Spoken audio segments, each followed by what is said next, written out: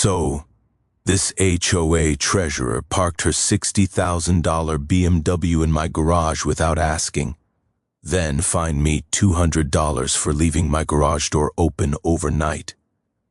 I dragged myself home after a 12-hour electrical shift, work boots crunching on gravel, and there's her pearl-white luxury SUV dead center where my tools belong.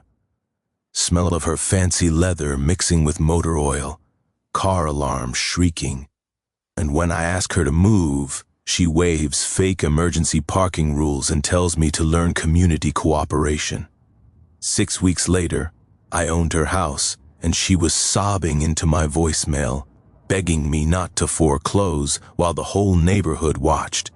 But before I reveal exactly how her illegal power grab destroyed her financially, tell me, have you been steamrolled by some petty authority figure just because they could?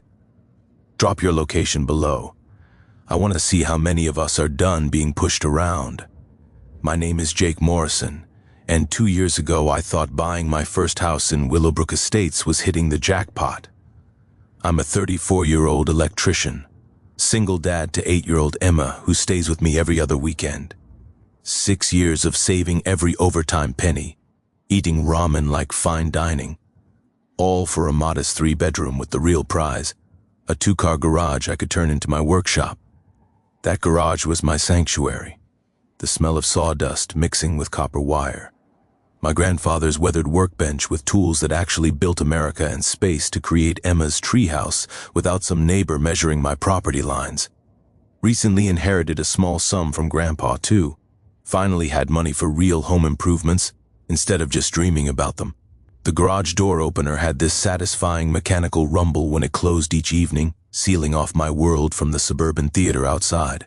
Willowbrook looked perfect. Middle-class homes built 2015 to 2018. Young families, retirees, $180 monthly OA for basic upkeep. Simple rules, I figured. Keep your lawn neat. Don't paint your house neon. Work hard and mind your own business. Then I met Brenda Whitfield and learned that simple was never part of her vocabulary. Brenda's 52, drives that $160,000 BMW like it's a weapon, lives in the corner McMansion with the circular driveway that screams, "Bow before my superiority." She's HOA treasurer, which apparently translates to supreme dictator of suburban perfection. Her husband Brad works city planning, a fact she weaponizes in every conversation like verbal ammunition. Picture this, always perfectly coiffed, designer everything with a smile that could make Arctic ice feel warm by comparison. The kind of woman who measures your grass height while pretending to exercise her designer purse dog. My first Brenda encounter happened 6 months after moving in. I was installing safety lighting for elderly Mrs. Chen, helping her feel secure after neighborhood break-ins.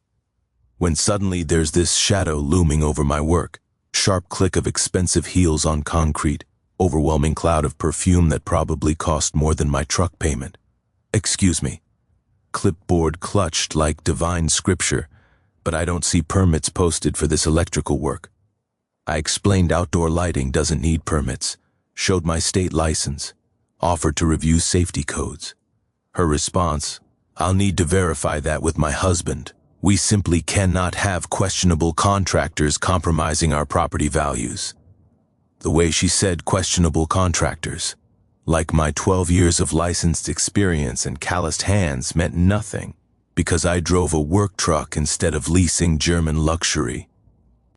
That bitter metallic taste of being dismissed, that was my official welcome to Brenda's neighborhood. Over 18 months, she transformed suburban watchdogging into performance. Art. Dawn patrol with her violation notebook documenting infractions like children's bikes on driveways or trash cans retrieved 11 minutes late. Woman made HOA enforcement her personal crusade against anyone who actually worked for a living.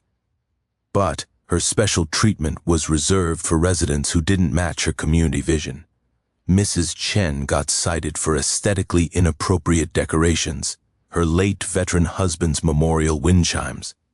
Tom Rodriguez faced fines for parking his work truck in his own driveway because, Commercial vehicles degrade residential character. The sound of Brenda's heels clicking became our neighborhood early warning system. Kids scattered like startled birds. Window blinds twitched nervously. Everyone held their breath hoping she'd pass without stopping to measure something with her little ruler. Emma, with that devastating 8-year-old honesty, once asked why the mean pretty lady always looks like she smelled something yucky out of the mouths of babes. I flew under her radar, mostly following every microscopic regulation, trimming grass to precisely 2.75 in, parking my work van on the street to avoid giving her ammunition.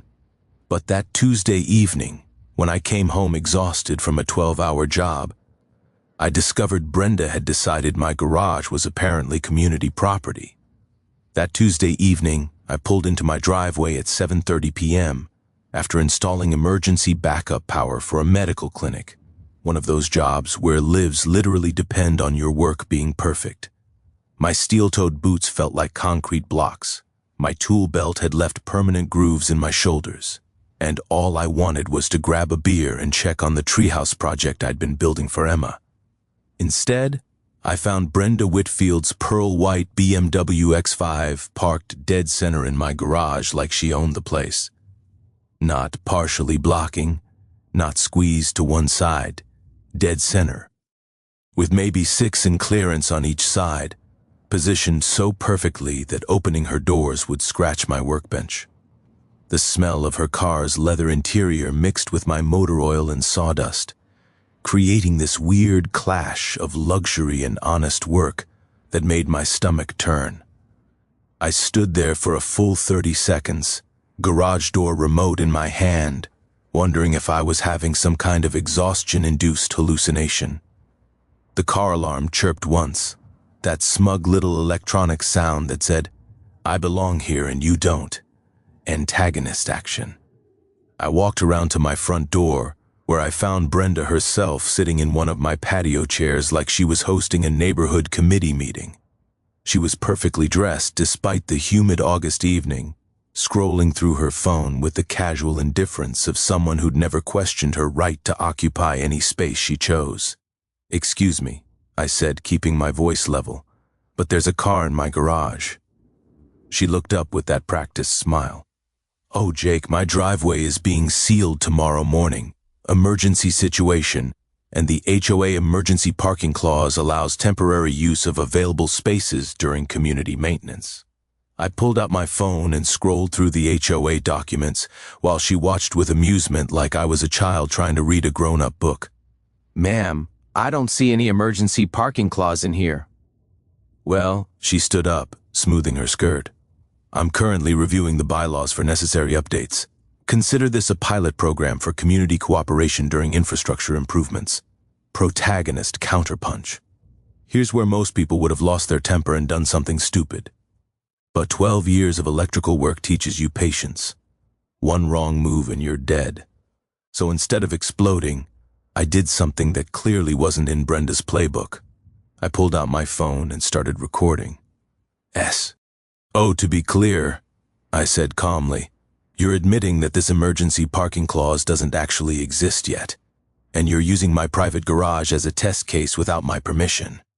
Her face went from smug to panicked in about 2 seconds. "You can't record me without consent. Actually, I can. We're on my property, and this is a one-party consent state. Knowledge nugget. In most states, you can legally record conversations on your own property without the other party's permission. Essential for documenting harassment. Takeaway, always check your state's recording laws before dealing with aggressive neighbors." She tried to grab my phone, but I stepped back. "Brad will hear about this." "Good, I'd love to hear the city planning department's official position on fake HOA clauses." Mini twist her escalation. But Brenda wasn't done. The next morning, I found an official HOA violation notice taped to my front door. Failure to maintain community standards. Garage left open overnight, creating visual blight. Fine, $75, escalating to $200 if not resolved within 48 hours. There was a handwritten note attached.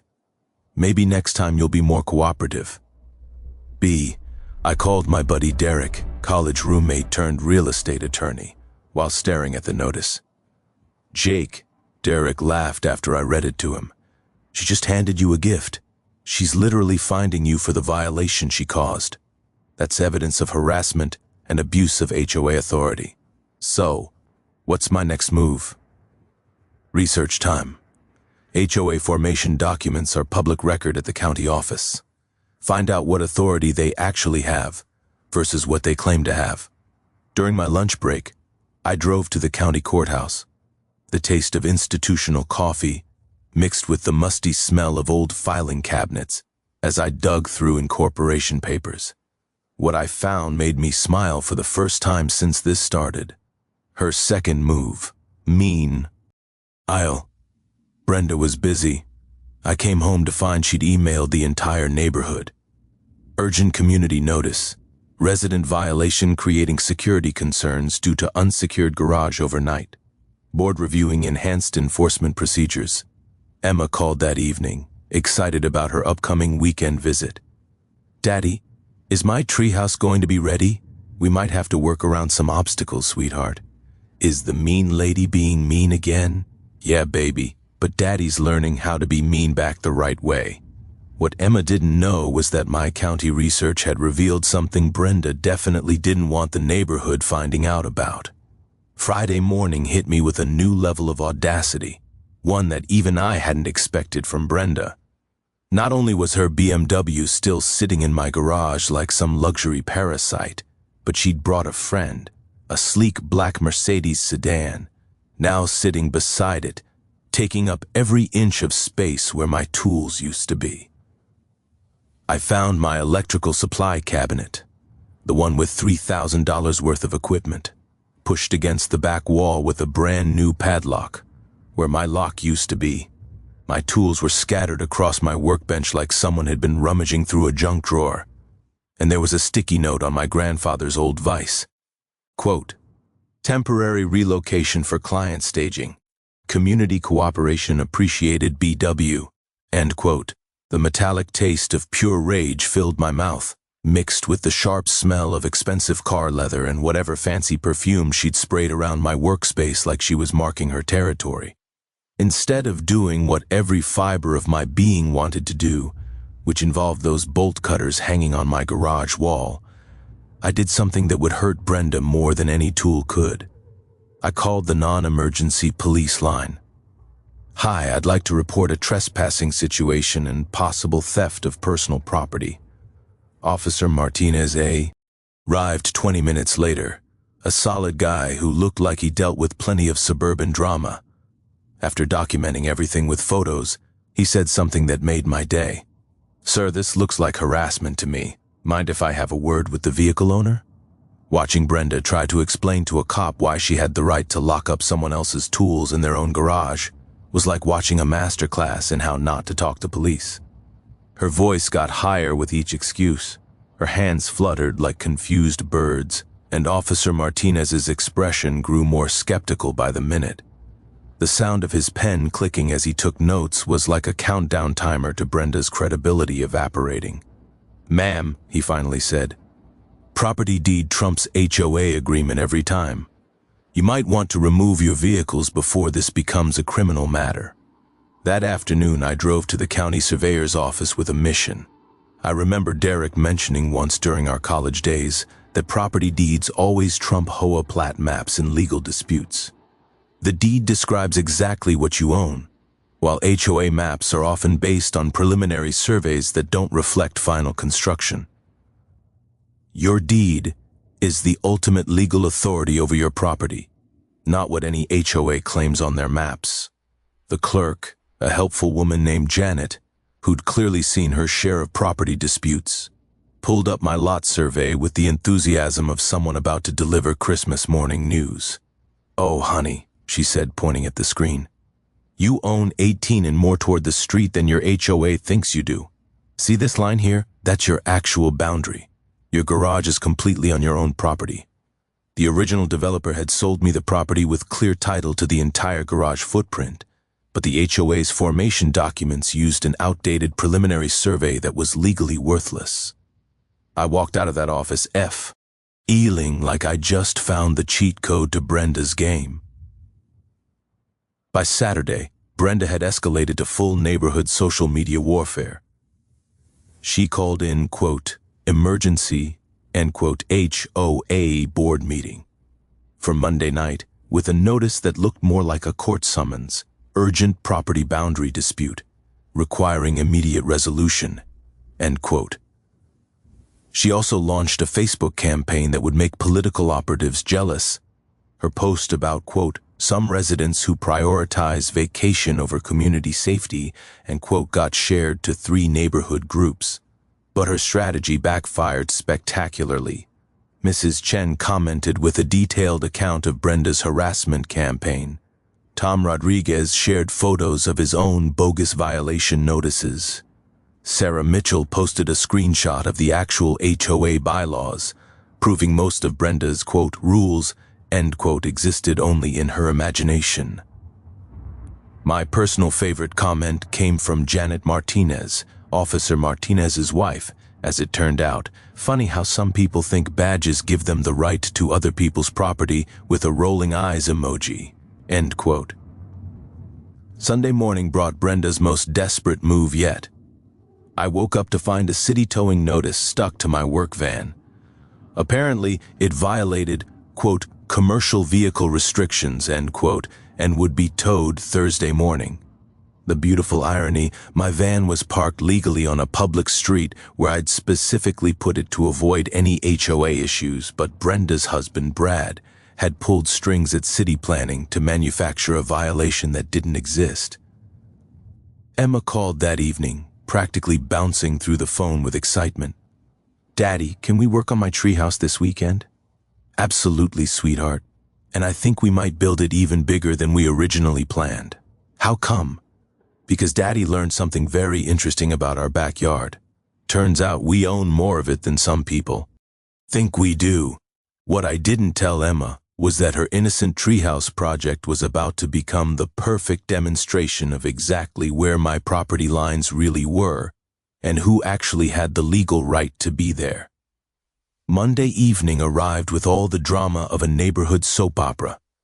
I walked into the Willowbrook Elementary cafeteria for the, quote, emergency, end quote, HOA meeting, to find only 3 people sitting at a folding table that looked like it had been borrowed from a church basement sale.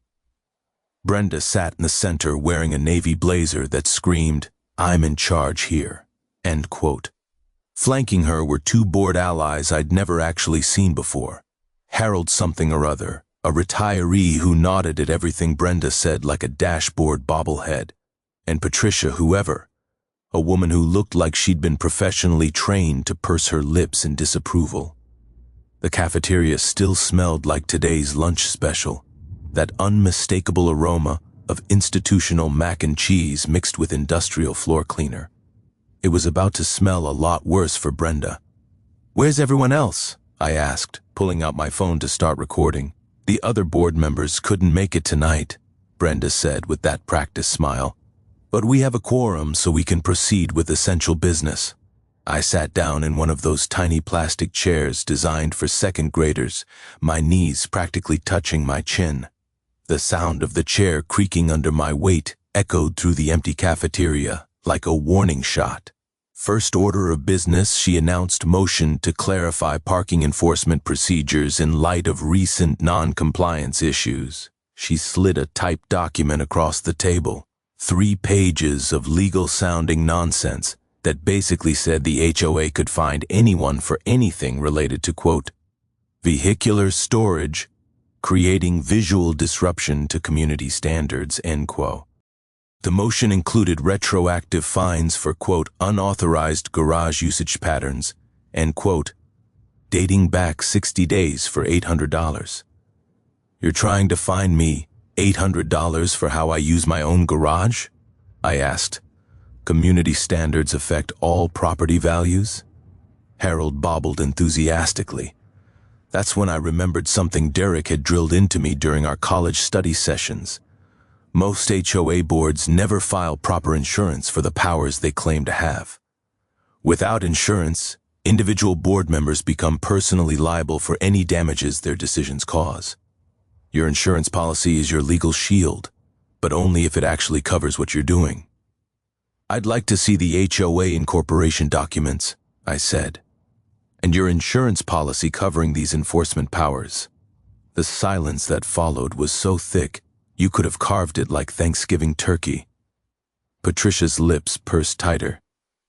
Brenda's smile faltered, and Harold stopped bobbling entirely.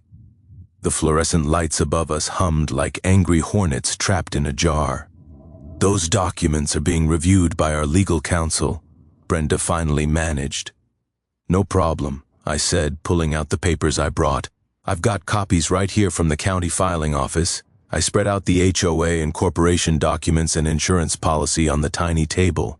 Brenda's face went from confident pink to worried pale in about 3 seconds.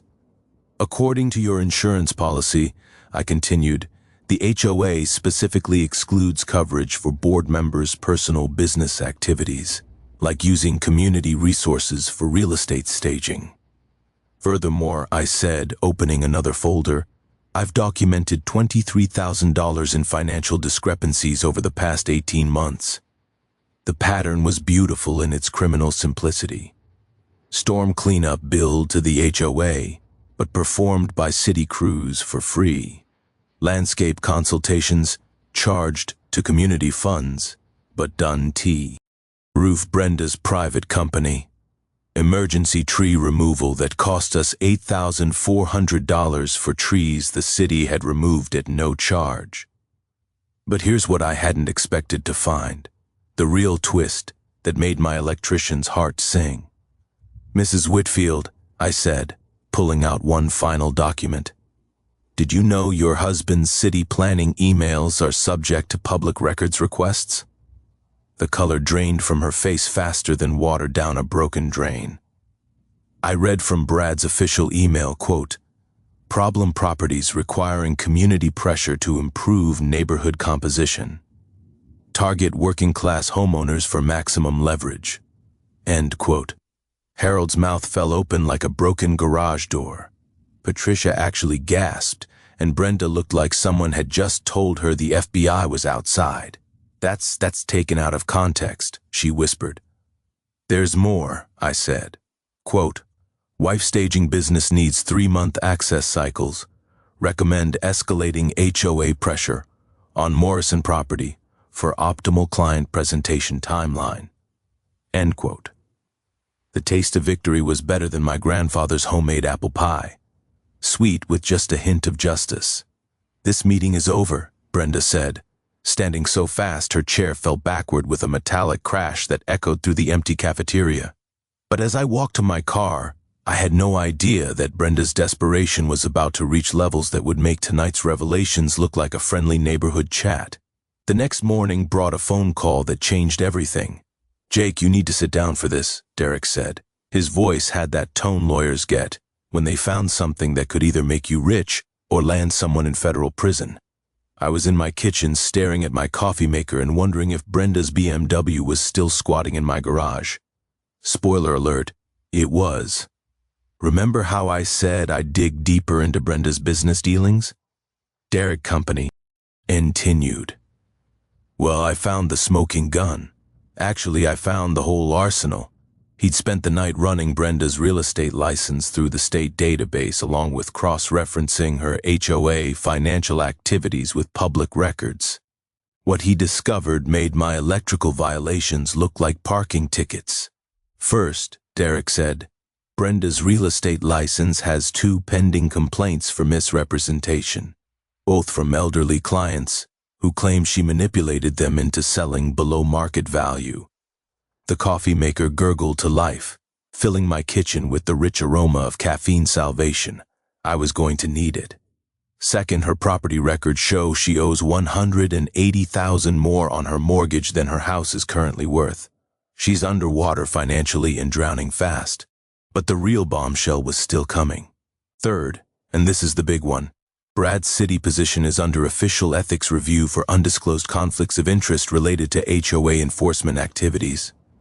I nearly dropped my coffee mug.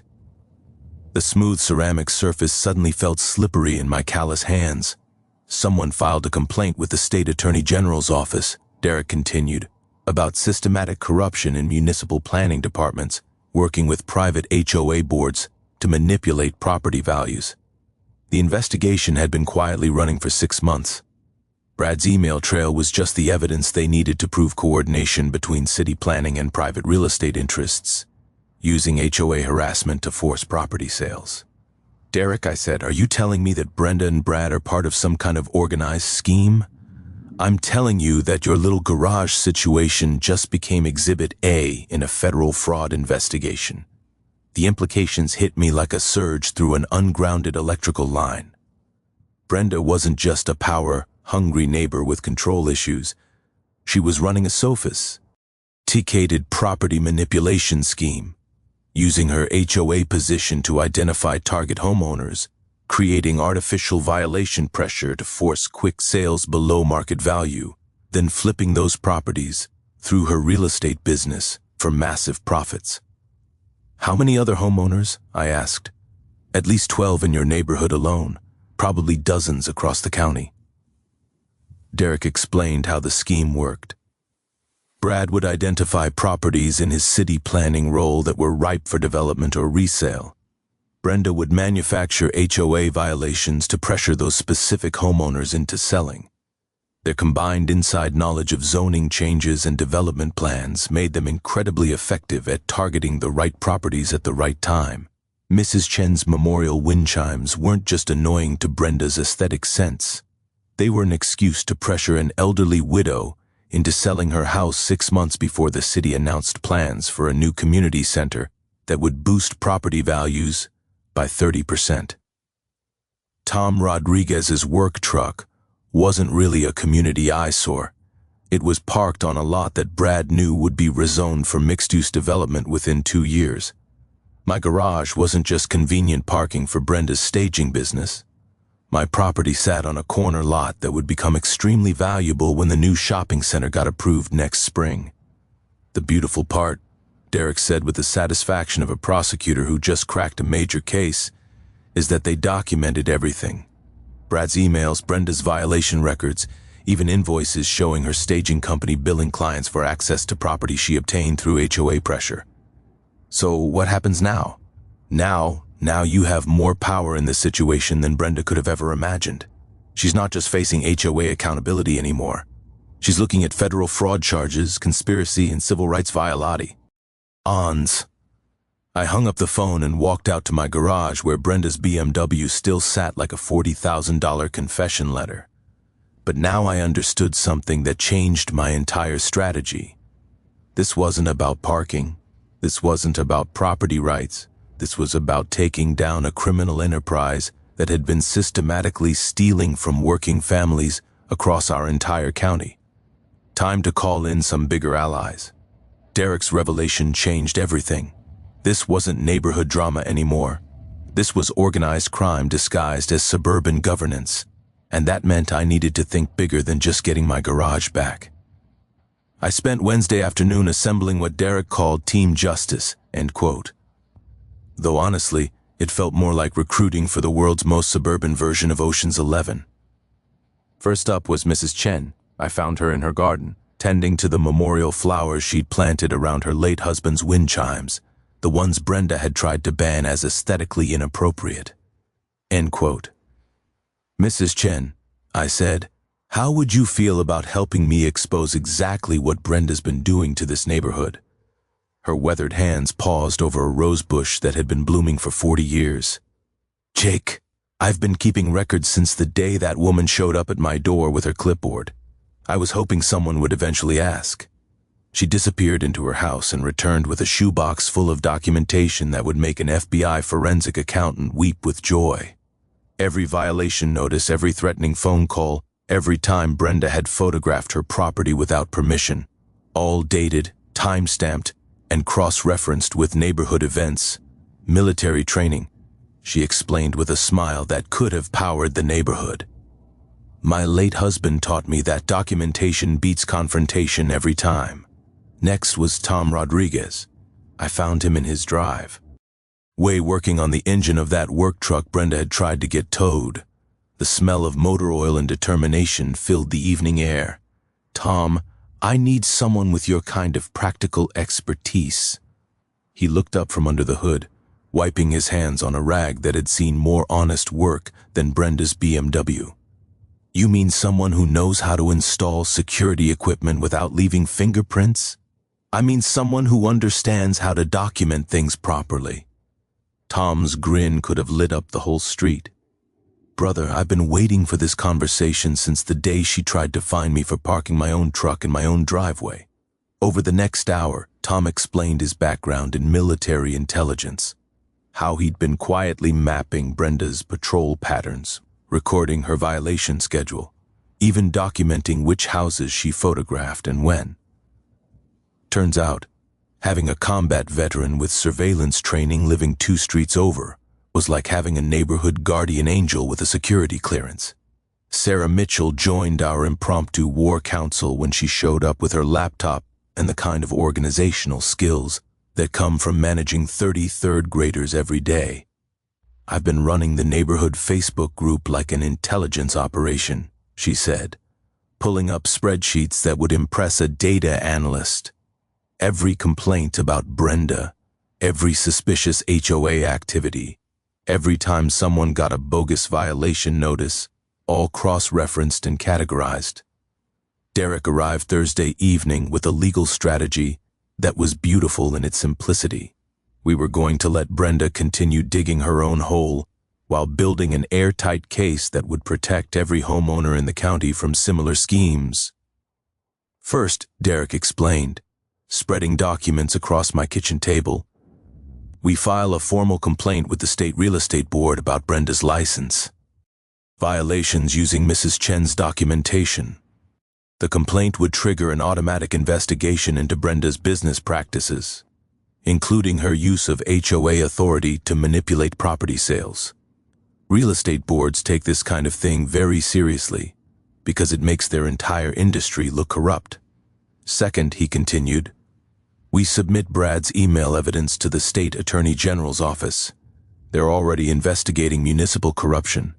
This gives them everything they need to prove conspiracy. Derek had learned from his prosecutor friends that the key to taking down corruption networks is patience. Let them think they're winning while you build overwhelming evidence. Make them confident enough to keep committing crimes while you're recording everything. Third, we prepare a civil lawsuit under federal civil rights statutes, property deprivation, conspiracy to violate civil rights, pattern of harassment targeting specific demographic groups. The civil rights angle was crucial. Brenda hadn't just been randomly harassing homeowners, she'd been systematically targeting working-class families, elderly residents, and anyone who didn't fit her vision of, quote, appropriate neighborhood composition, end quote. But the real masterstroke was Derek's final suggestion. We're going to use your vacation time. I stared at him like he'd suggested I take up professional alligator wrestling. Think about it, Derek said. Narcissistic personalities like Brenda need constant control. They can't handle situations they can't manipulate. What happens if you just disappear for a couple weeks? The plan was elegantly simple. I'd take my accumulated vacation time and go camping with Emma completely off the grid.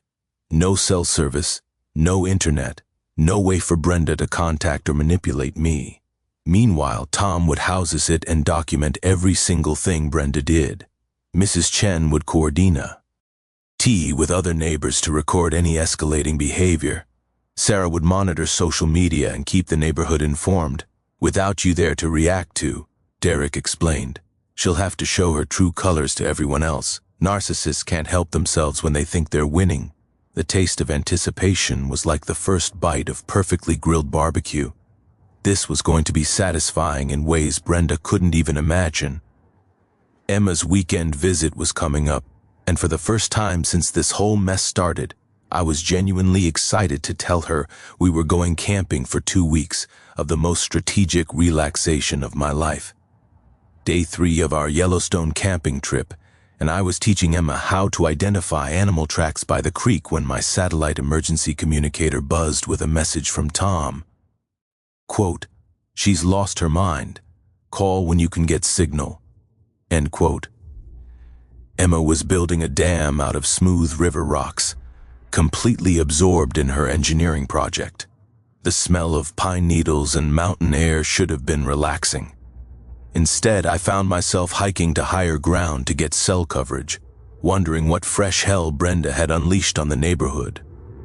Tom answered on the first ring. "Jake, brother, this woman is unhinged. Day one, she tried to get into your garage at 6 a.m. with a crowbar.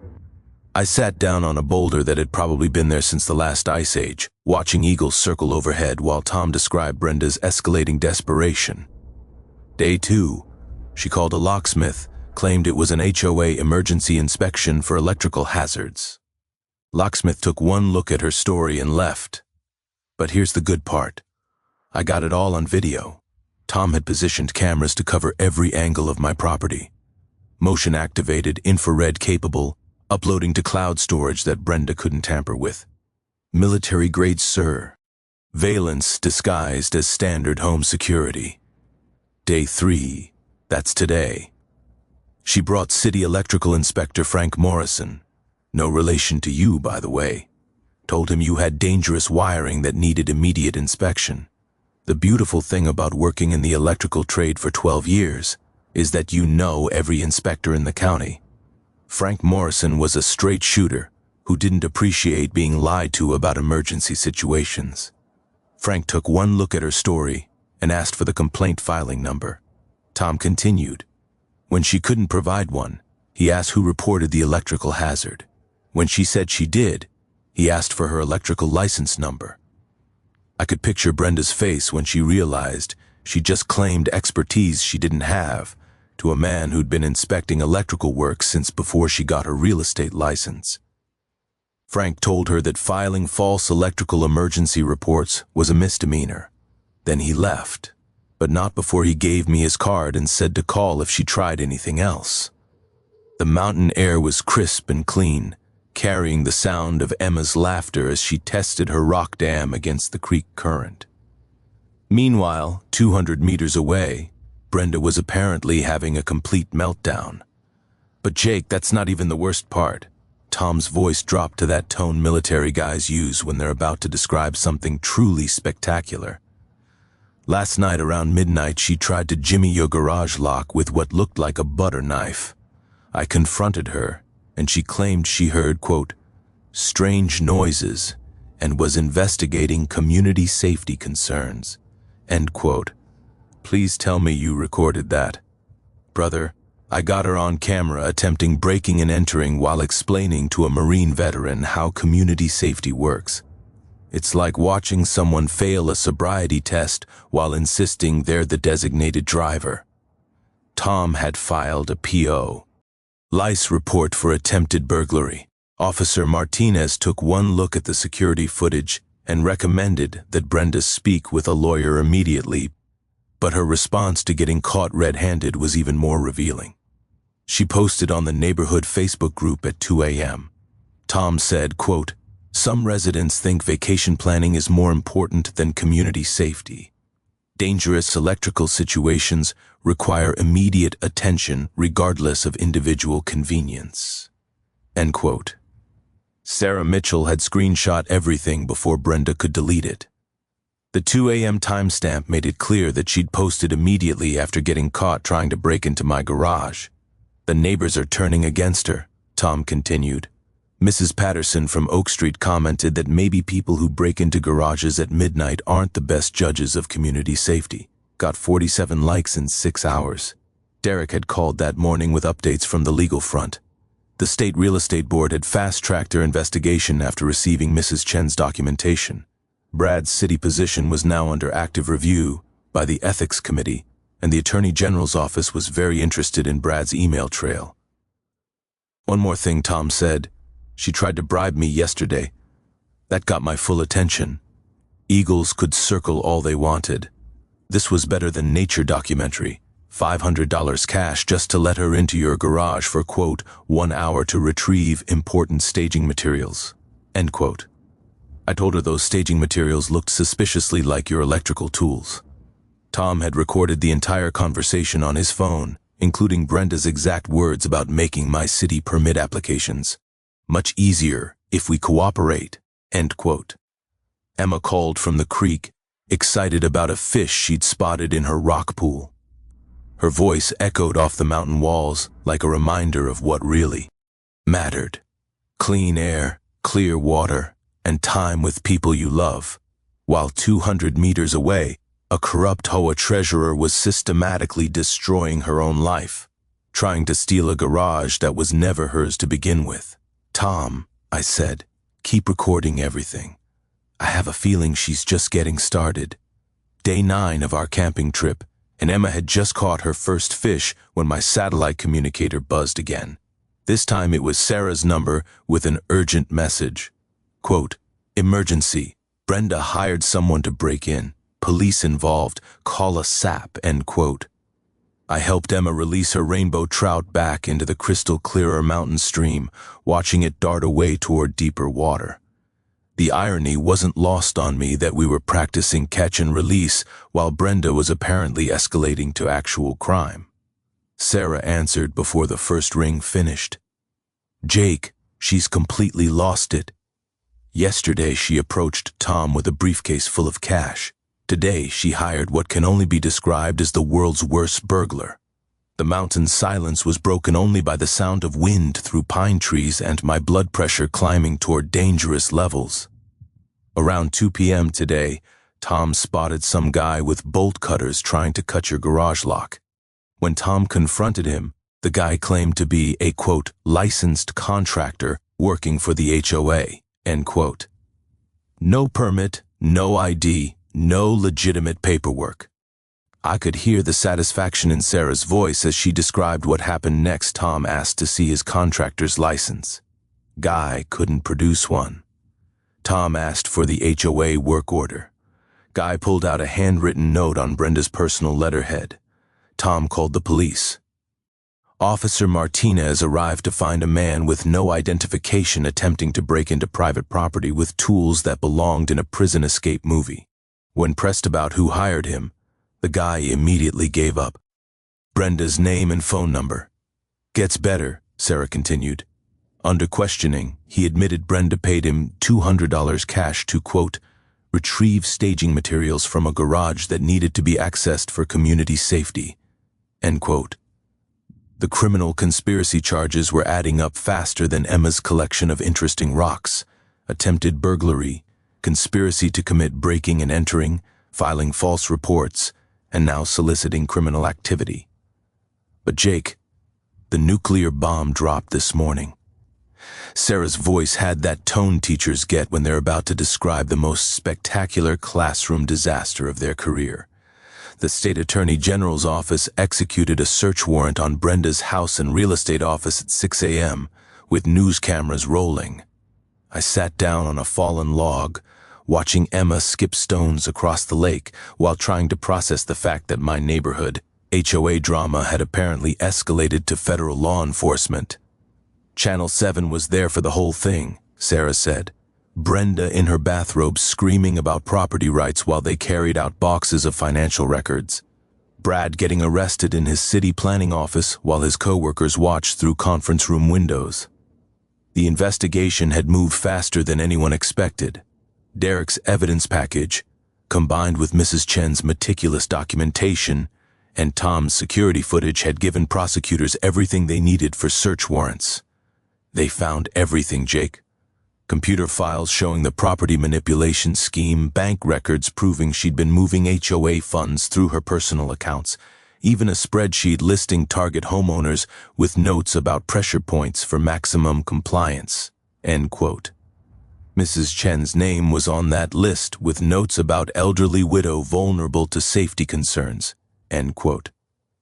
Tom's entry mentioned a, quote, working-class Hispanic, likely to avoid legal confrontation, end quote.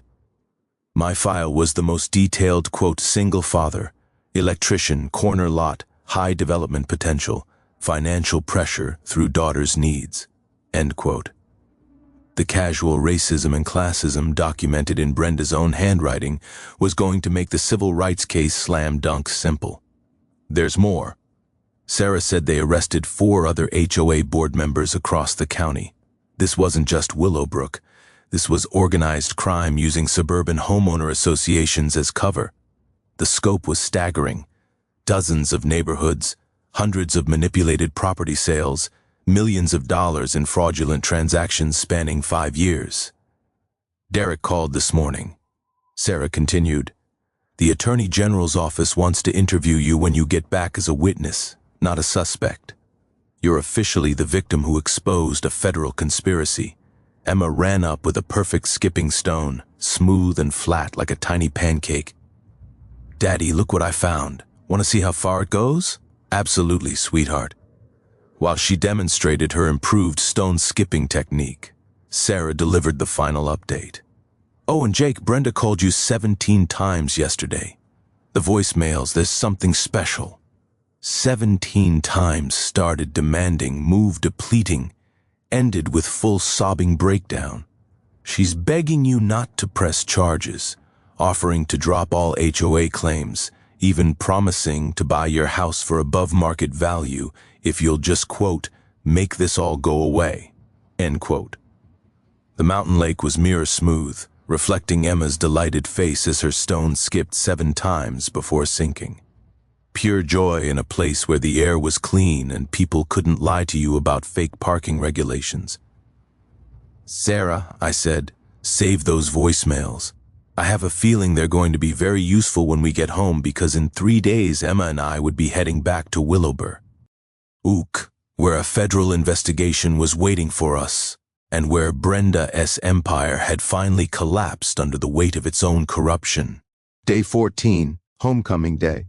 Emma and I drove back into Willowbrook Estates to find our quiet suburban street transformed into something that looked like a cross between a news event and a block party. 3 news vans lined the curb. Neighbors stood in clusters, talking and pointing. And there, in the middle of it all, was my house with police tape still fluttering around Brenda's abandoned BMW. "Daddy, why are there so many people?"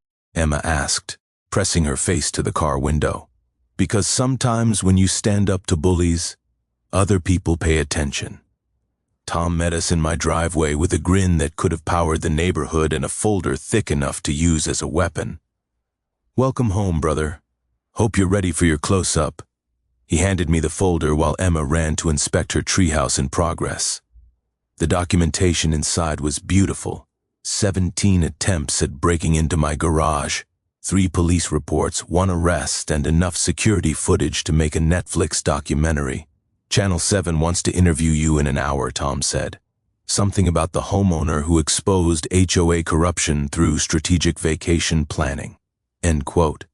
The interview setup was in Mrs. Chen's front yard, with my garage visible in the background. Producer wanted the visual of Brenda's BMW, still sitting there like a $40,000 confession letter. 2 weeks of abandonment had not been kind to German luxury engineering. Detective Sarah Rodriguez, no relation to our neighbor Tom, arrived first to walk me through the criminal case timeline. Professional, thorough, and clearly enjoying the fact that a civilian had handed her a federal conspiracy case with a bow on top. "Mr. Morrison, your strategic documentation and the evidence gathered by your neighbors has resulted in charges against 14 individuals across 6 counties. This is the largest HOA fraud case in state history." She explained how the investigation had expanded beyond Brenda and Brad. The property manipulation scheme involved city planners, real estate agents, mortgage brokers, and HOA board members, working together to systematically defraud homeowners. Your garage situation was small potatoes compared to what we found, but it was the thread that unraveled everything. At 5 p.m., neighbors started gathering for what Sarah Mitchell had organized as a, quote, community accountability meeting, end quote. The Willowbrook Elementary cafeteria was packed with 47 families, local media, and enough righteous anger to power a small city. Derek arrived with updates that sounded like something from a legal thriller. Brenda's real estate license had been permanently revoked. Brad had been terminated from city planning and banned from municipal employment. Their house was in foreclosure, and both were facing federal fraud charges with potential 20-year sentences. But here's the beautiful part, Derek said, speaking to the crowd. The civil settlement includes funding for a community legal defense fund. Any homeowner who faces HOA harassment can get free legal consultation. The applause was thunderous. Mrs. Chen stood up with tears in her eyes, holding a framed photo of her late husband. My Henry served 3 tours defending democracy. He would have loved seeing it work right here in our neighborhood. Tom Rodriguez took the microphone next, his military bearing commanding instant respect. What Jake did wasn't just stand up for himself. He stood up for all of us.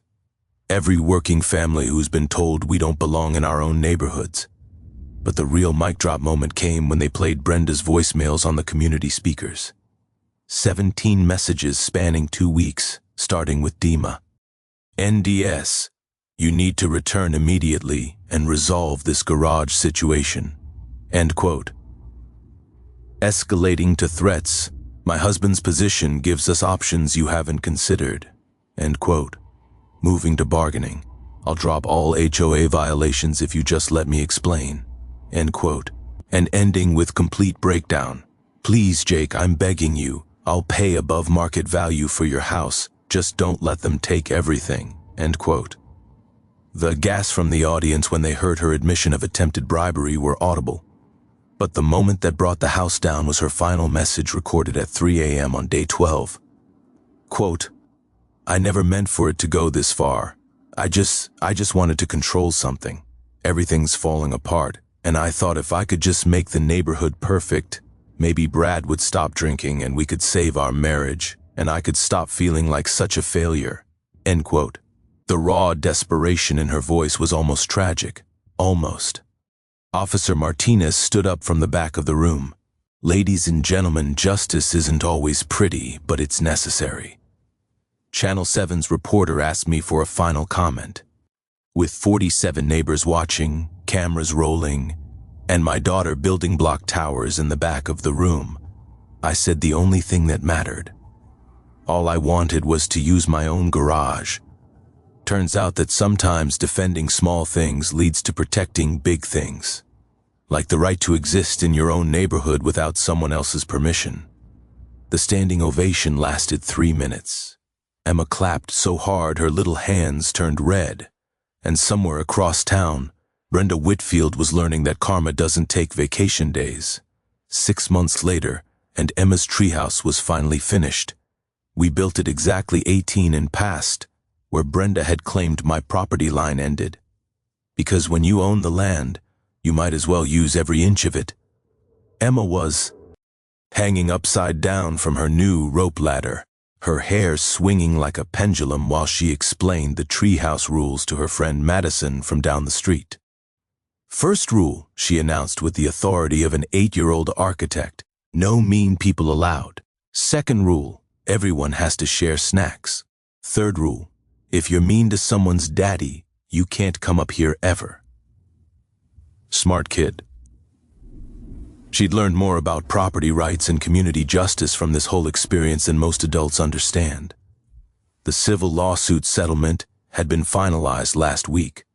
$12,000 plus legal fees paid out of the insurance policy that covered HOA board misconduct. Derek had been right about individual liability. Board members who operate outside their authority become personally responsible for damages. But I didn't keep the money.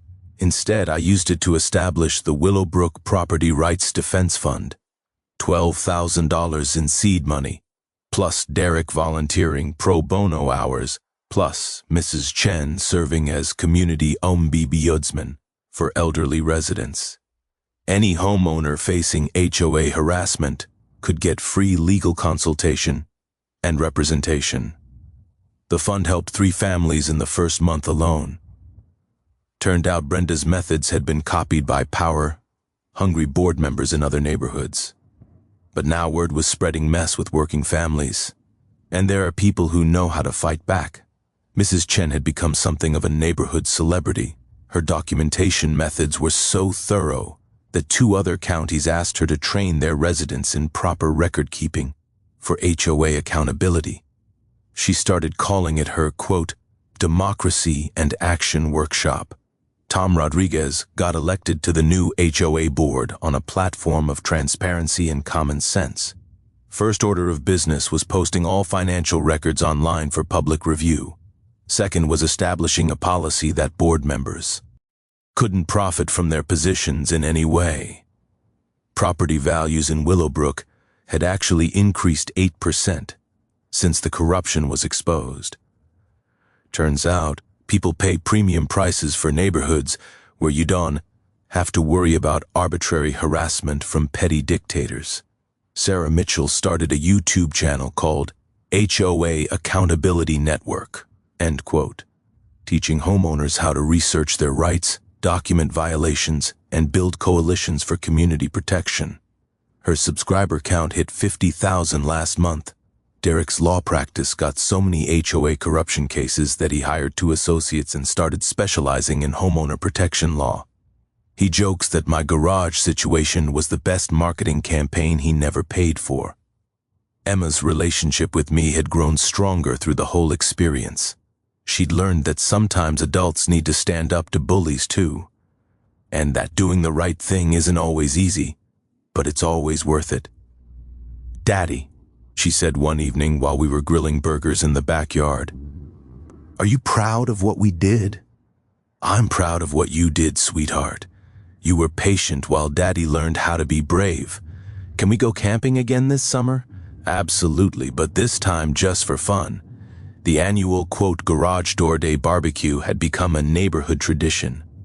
Every August, we celebrate the day ordinary people proved that corrupt authority doesn't get the last word. Kids draw chalk art about brave neighbors. Adults share property improvement projects without fear. And everyone remembers that democracy works best when citizens pay attention.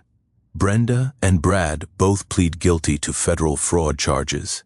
She got 18 months in minimum security prison. He